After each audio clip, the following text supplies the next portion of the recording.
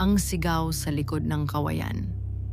Sa isang tahimik na barangay sa Calamba, may isang lugar na bihirang puntahan ng mga tao tuwing gabi, ang lumang daan na napapalibutan ng makakapal na kawayan. Kahit sa araw, tila malamig ang hangin doon. Ngunit sa gabi, may kakaibang tunog na naririnig ng mga dumaraan. Isang mahina, ngunit nakakakilabot na sigaw. Hindi ito sigaw ng tao at hindi rin ng hayop. Tinatawag ito ng mga matatanda na sigaw ng aswang. Isang gabi ng Sabado, nagkita-kita ang magkakaibigan na sina Daniel Cruz, Carlo Mendoza, Lea Santos at Miguel Ramirez. Lahat sila ay lumaki sa barangay, ngunit matagal nang hindi nagkakasama. May narinig ba kayong kwento tungkol sa kawayanan? Tanong ni Lea habang nagkakape sila sa maliit na tindahan. Napangiti si Carlo. Yung aswang daw, matagal na yang kwento na yan. Ngunit hindi ngumiti si Mang Ben, ang matandang may-ari ng tindahan. Hindi kwento lang yun, sabi niya. May mga nawawala dito noon. Biglang natahimik ang grupo. Anong nangyari sa kanila? Tanong ni Daniel. Hindi na sila nakita. Makalipas ang ilang araw, nagpasya ang magkakaibigan na mag-camping malapit sa kawayanan. Para sa kanila, adventure lang iyon. Kung may aswang man dito, baka matagal na yang patay, biro ni Miguel. Bandang 2:00 ng madaling araw, habang tahimik ang paligid at tanging kuliglig ang maririnig, biglang may sumigaw mula sa kawayanan. Isang matinis na sigaw na parang may hinahabol o may hinahabol na iba. Napabangon si Lea. May narinig ba kayo? Tumango si Daniel. At doon nila narinig ang pangalawang tunog. Pagaspas ng pakpak. Malaki. Mabigat. Parang may dumaan sa itaas ng mga puno.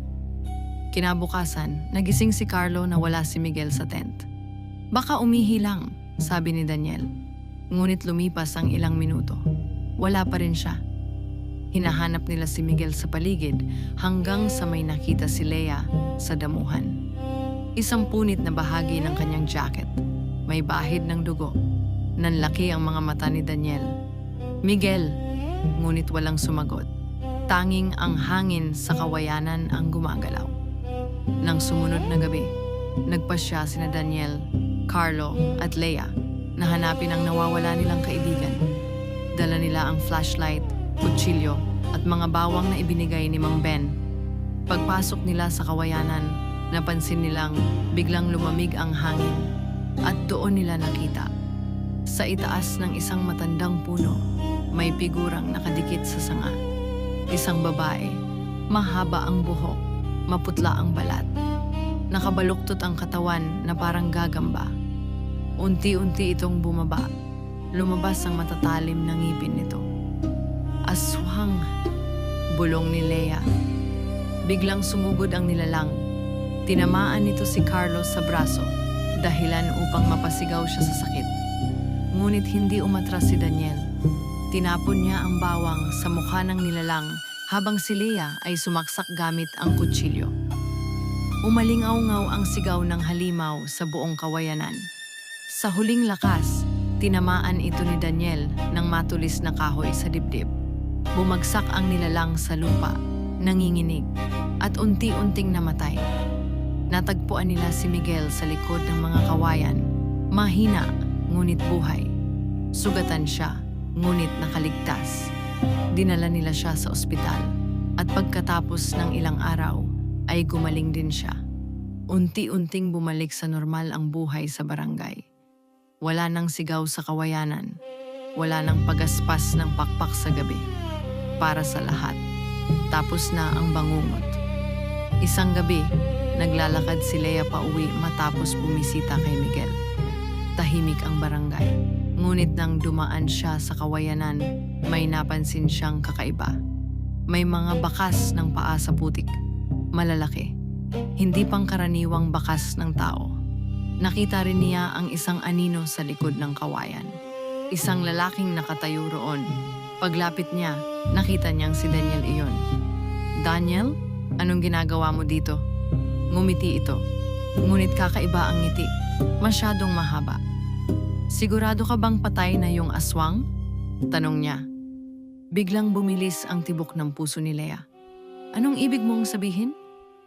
Dahan-dahang umangat si Daniel sa lupa. Parang may humihila sa kanya pataas.